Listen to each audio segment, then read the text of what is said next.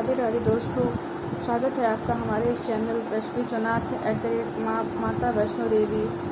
दोस्तों, आज मैं आपको बृहस्पतिवार व्रत कथा सुनाऊंगी, जिसको सुनने मात्र से बृहस्पति भगवान बहुत प्रसन्न हो जाते हैं और हमारी तमाम मुश्किलों को दूर करते हैं। बृहस्पतिवार व्रत कथा। प्राचीन समय की बात है। भारत में एक राजा राज्य करता था। वह बड़ा प्रतापी तथा दानी था। वह नित्य प्रति मंदिर में भगवत दर्शन करने जाता था। वह ब्राह्मण और गुरु की सेवा किया करता था। उसके द्वार से कोई भी याचक निराश होकर नहीं लौटता था। वह प्रत्येक गुरुवार को व्रत रखकर पूजन करता था। हर दिन गरीबों की सहायता करता था। परंतु यह सब बातें उसकी रानी को अच्छी नहीं लगती थी। वह न व्रत करती और न किसी को एक भी पैसा दान में देती थी। वह राजा से भी ऐसा करने को मना किया करती थी। एक समय की बात है कि राजा शिकार खेलने वन को चले गए। घर पर रानी और दासी थी। उस समय गुरु बृहस्पति साधु का रूप धारण कर राजा के दरवाजे पर भिक्षा मांगने आए। साधु ने भिक्षा मांगी तो रानी तो वह कहने लगी, हे साधु महाराज, मैं इस दान और पुण्य से तंग आ गई हूँ। इस कार्य के लिए तो मेरे पति देव ही बहुत हैं। अब आप ऐसी कृपा करें कि सारा धन नष्ट हो जाए तथा मैं आराम से रह सकूँ। साधु बृहस्पति देव ने कहा, हे देवी, तुम बड़ी विचित्र हो। संतान और धन से कोई दुखी नहीं होता है, इसको सभी चाहते हैं। पापी भी पुत्र और धन की इच्छा करता है। अगर तुम्हारे पास अधिक धन है तो भूखे मनुष्यों को भोजन कराओ, प्याऊ लगवाओ, ब्राह्मणों को दान दो, धर्मशालाएं बनवाओ, तालाब, बाग बगीचे आदि का निर्माण कराओ तथा निर्धनों की कुंवारी कन्याओं का विवाह कराओ। साथ ही यज्ञ आदि करो। इस प्रकार के कर्मों से आपकी कुल का और आपका नाम परलोक में सार्थक होगा एवं स्वर्ग की प्राप्ति होगी। परंतु रानी साधु की इन बातों से खुश नहीं हुई। उसने कहा, हे साधु महाराज, मुझे ऐसे धन की आवश्यकता नहीं जिसको मैं अन्य लोगों को दान दे दूंगा, जिसको रखने और संभालने में ही मेरा सारा समय नष्ट हो जाए। साधु ने कहा, हे देवी, यदि तुम्हारी ऐसी ही इच्छा है तो जैसा मैं तुम्हें बताता हूँ तुम वैसा ही करना। बृहस्पतिवार के दिन घर को गोबर से लीपना, अपने केशों को पीली मिट्टी से धोना, केशों को धोते समय स्नान करना, वो राजा से कहना वह हजामत करवाए, भोजन में मांस मदिरा खाना, कपड़ा धोबी के यहाँ धुलने देना। इस प्रकार 7 बृहस्पतिवार करने से तुम्हारा धन नष्ट हो जाएगा। यह कहकर साधु महाराज रूपी बृहस्पति भगवान अंतर्ध्यान हो गए। रानी ने साधु के कहने के अनुसार 7 बृहस्पतिवार तक वैसा ही करने का विचार किया। साधु के बताए अनुसार कार्य करते हुए केवल 3 बृहस्पतिवार ही बीते थे कि उसकी समस्त धन संपत्ति नष्ट हो गई। भोजन के लिए दोनों समय परिवार तरसने लगा तथा संसारिक भोगों से दुखी रहने लगा। तब वह राजा रानी से कहने लगी, हे रानी, तुम यहाँ पर आओ। मैं दूसरे देश को जाता हूँ क्योंकि यहाँ पर मुझे सभी मनुष्य जानते हैं, इसलिए मैं यहाँ कोई कार्य नहीं कर सकता। मैं अब प्रदेश जा रहा हूँ और वहाँ कोई काम धंधा करूँगा, शायद हमारे भाग्य बदल जाएं। ऐसा कहकर राजा प्रदेश चला गया। वह वहाँ जंगल से लकड़ी काट कर लाता और शहर में बेचता। इस तरह जीवन व्यतीत करने लगा। इधर राजा के बिना रानी और दासियाँ दुखी रहने लगी। किसी दिन भोजन मिलता और किसी दिन जल पीकर ही रह जाती।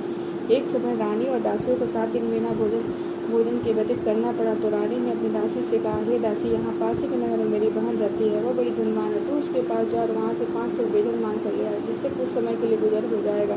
दासी रानी की बहन के पास गई। रानी उसकी बहन उस समय पूजा कर रही थी। बृहस्पतिवार का दिन था। दासी ने रानी की बहन से कहा, हे रानी, मुझे आपकी बहन ने भेजा है, मुझे 5 सिर बेजर दे दो। दासी ने यह बात अनेक बार कही, परंतु रानी की बहन ने कोई उत्तर नहीं दिया, क्योंकि वह उस समय बृहस्पतिवार की कथा सुन रही थी।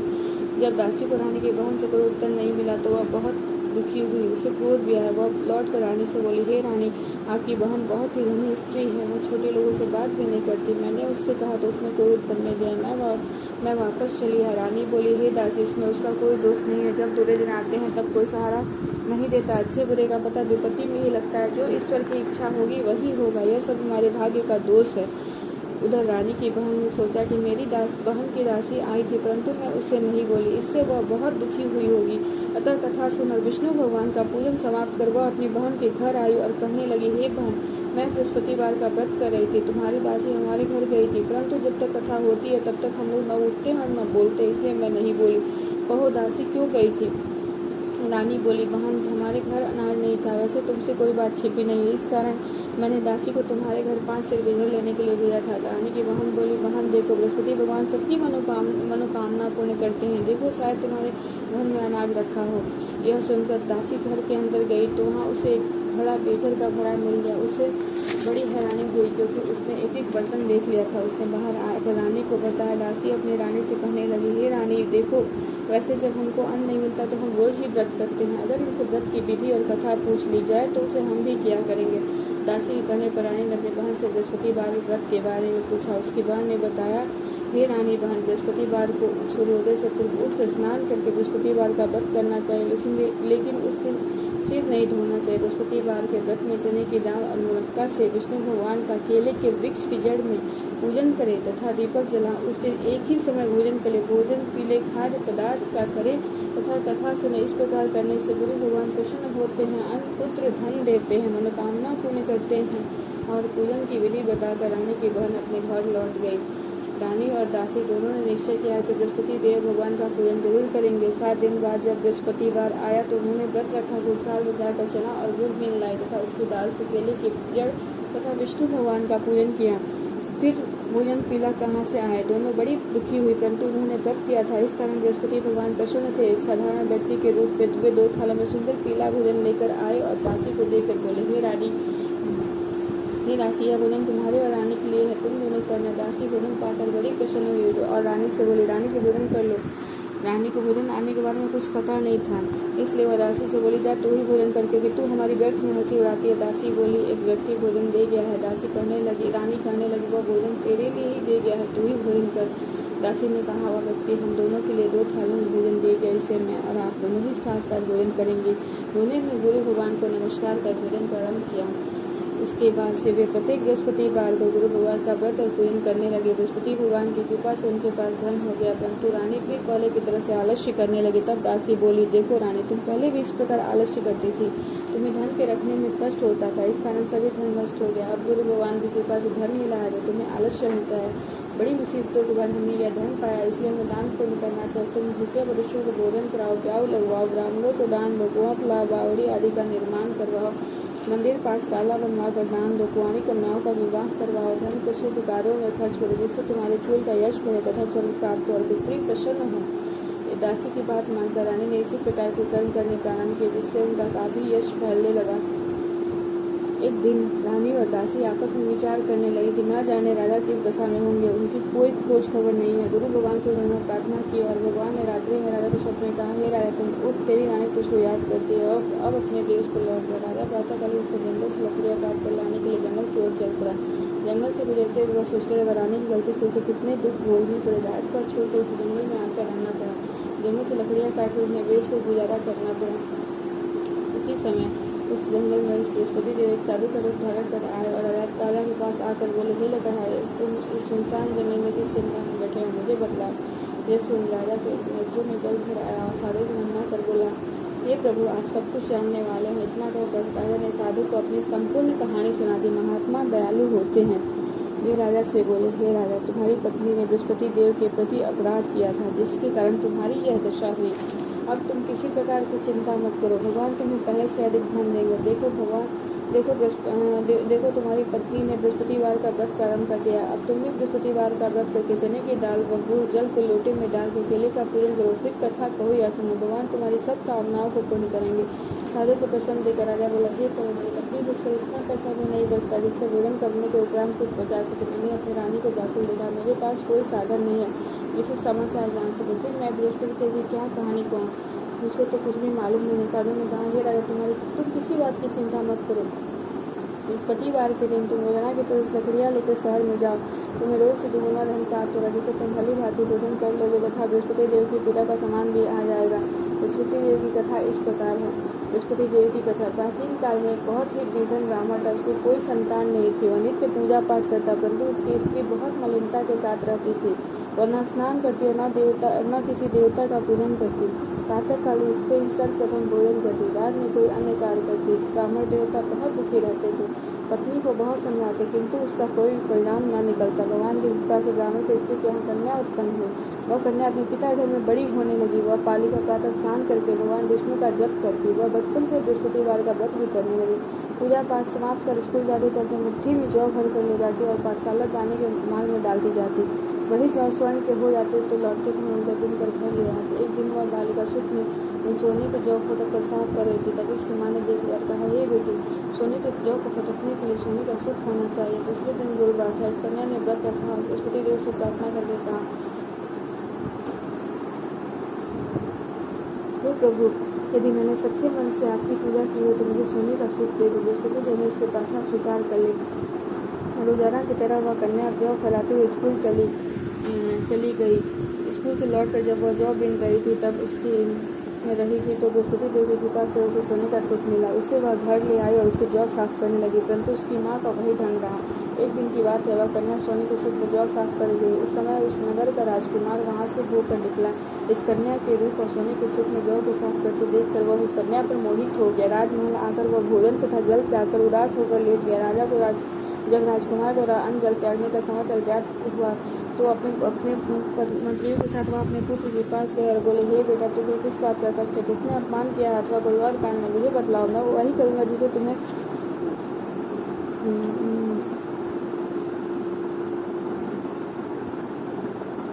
प्रसन्नता हो। राजकुमार ने अपने पिता की बातें सुनी तो वह बोला, मुझे आपकी कृपा से किसी बात का दुख नहीं, किसी ने मेरा अपमान नहीं किया है, परंतु मैं उस लड़की के साथ विवाह करना चाहता हूँ जो सोने के सुख में जौ साफ कर रही थी। यह सुन राजा के नेत्रों में जल राजा आश्चर्य में पड़ गया और बोला, हे बेटा, इस तरह का कन्या का पता तुम ही लगाओ, मैं उसके साथ तुम्हारा विवाह अवश्य ही करवा दूंगा। राजकुमार ने राजा को उस लड़की के घर का पता बताया। मंत्री उस लड़की के घर गया और राजा का आदेश ब्राह्मण को सुनाया। कुछ ही दिन बाद ब्राह्मण की कन्या का विवाह राजकुमार के साथ संपन्न हो गया। कन्या के घर से जाते ही उस ब्राह्मण देवता घर में पहले की भांति गरीबी का निवास हो गया। अब भोजन के लिए भी अन्न बड़ी मुश्किल से मिलता था। एक दिन दुखी होकर ब्राह्मण अपनी पुत्री से मिलने गया। बेटी ने पिता की दुख की अवस्था को देखा और सभी हाल कहा और अपनी माँ का समाचार पूछा। ब्राह्मण ने सभी हाल कहा। कन्या ने बहुत सा धन देकर अपने पिता को विदा कर दिया। इस तरह ब्राह्मण का कुछ समय व्यतीत हुआ, लेकिन कुछ दिन बाद फिर वही हाल हो गया।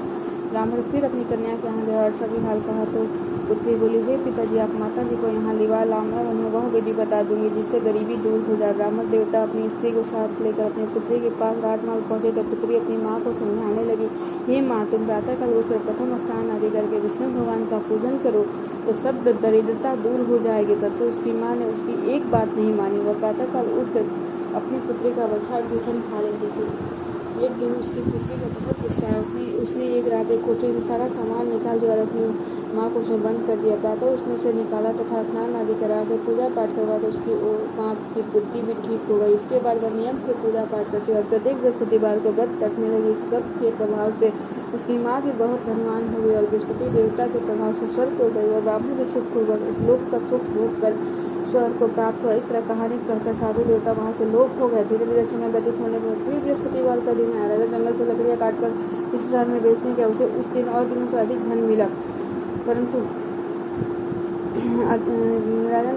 राजा ने चना गुड़ आदि लाकर बृहस्पतिवार का व्रत किया। उस दिन से उसे सभी क्लेश दूर हुए, परंतु जब अगला गुरुवार आया तो वह बृहस्पतिवार का व्रत करना भूल गया। इस कारण बृहस्पति भगवान नाराज हो गए। उस दिन उस नगर के राजा ने विशाल यज्ञ का आयोजन किया तथा अपने समस्त राज्य में घोषणा करवा दी, कोई भी मनुष्य हमारे अपने घर में गुरु न बनाए तथा आग भी न जलाए। समस्त लोग मेरे यहाँ भोजन करने आए। इस आज्ञा को जो न मानेगा उसको फांसी की सजा दी जाएगी। राजा के आज्ञा अनुसार राज्य के सभी वासी राजा के भोजन में सम्मिलित हुए, लेकिन लकड़हारा कुछ देर से पहुंचा, इसलिए राजा उसको अपने साथ महल में ले गए। जब राजा लकड़हारे को भोजन करा रहे थे तो रानी को एक दूसरी स्कूटी पर पड़ी जिस पर उसका हार लटका हुआ था। उसे हार खूटी पर लटका दिखाई नहीं दिया। रानी को निश्चय हो गया कि मेरा हार किसी लकड़हारे ने चुरा लिया। उस समय सैनिक बुलवाकर उसको जेल में डलवा दिया। जब लकड़हारा जेल खाने गया तो बहुत दुखी होकर विचार करने लगे, न जाने कौन से कुल जन्म के कर्म से मुझे यह दुख प्राप्त हुआ है। और उसी साधु को याद करने जो जंगल में मिला था। काल बृहस्पति देव साधु के रूप में प्रकट हो गए और उसकी दशा को देखकर कहने लगे,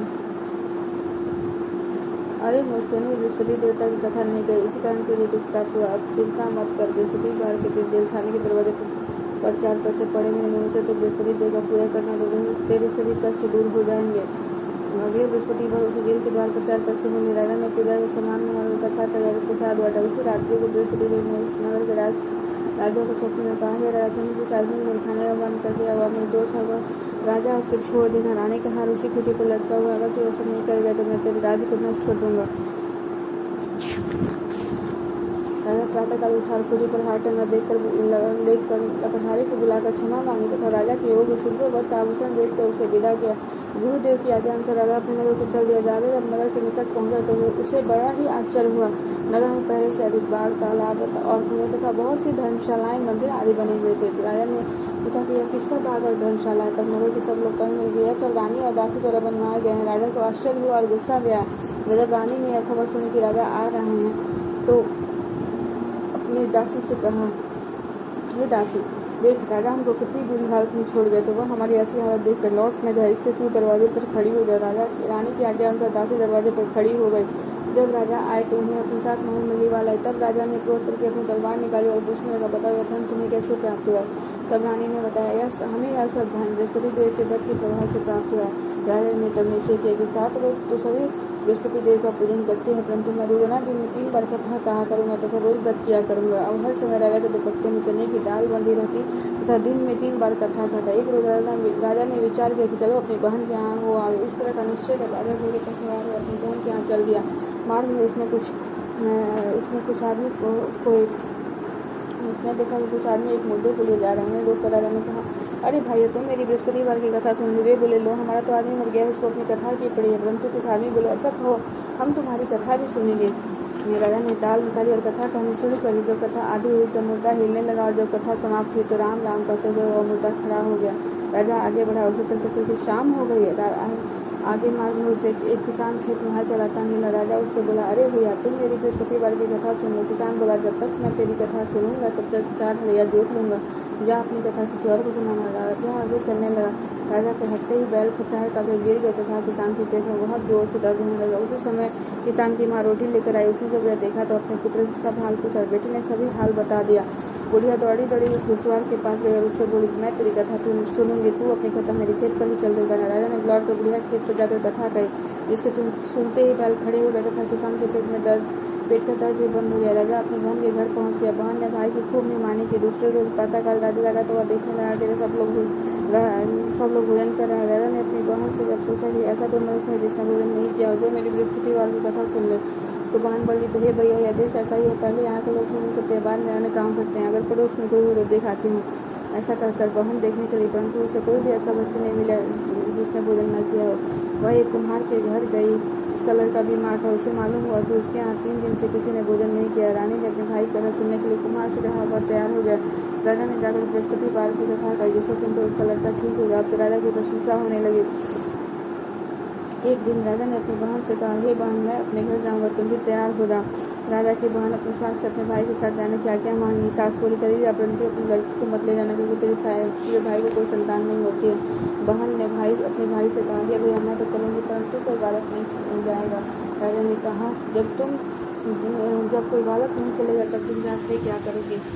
दुखी मन से राजा अपने नगर को लौट आया। राजा ने अपनी रानी से कहा, हम संतान हैं, इसलिए हमारे घर कोई आना पसंद नहीं करता। इतना कहो, बिना भोजन हरी के सया पर ले लिया। रानी बोली, हे प्रभु, बृहस्पति देव ने हमें सब कुछ दिया, वे हमें संतान भी अवश्य देंगे। उसी रात बृहस्पति देव ने राजा को स्वप्न में कहा, हे राजा, उठते सभी सोच त्याग देते कि रानी गर्भवती है। राजा को यह जानकर बड़ी खुशी हुई। 9वें महीने रानी के गर्भ से एक सुंदर पुत्र पैदा हुआ। जब राजा की बहन ने यह शुभ समाचार सुना तो बहुत खुश हुई तथा बधाई लेकर अपने भाई के यहाँ आई। तभी रानी ने कहा, घोड़ा चलकर नहीं आई, गधा चढ़ी आए। राजा की बहन बोली, भाई, मैं इस प्रकार ना करती तो तुम्हें औलाद कैसे मिलती। बृहस्पति देव ऐसे ही हैं, जिसके मन में जो कामनाएं रहती है सभी को पूर्ण करते हैं। जो सद्भावना पर बृहस्पतिवार का व्रत करता है एवं पढ़ता है अथवा सुनता है और दूसरों को सुनाता है, बृहस्पति देव उसकी सभी मनोकामनाएं पूर्ण करते हैं। बृहस्पति देव उनकी सदैव रक्षा करते हैं। जो संसार में सद्भावना व सच्चे हृदय से बृहस्पति देव का पूजन करते हैं, उनकी सभी मनोकामनाएं उसी प्रकार पूर्ण होती है जैसे राजा और रानी ने बृहस्पति देव की कथा का गुणगान किया। उनकी सभी इच्छा बृहस्पति देव ने पूर्ण की। मनुष्य को हृदय से उनका मनन करते हुए जयकार करना चाहिए। बृहस्पतिवार व्रत कथा। जय बृहस्पति भगवान।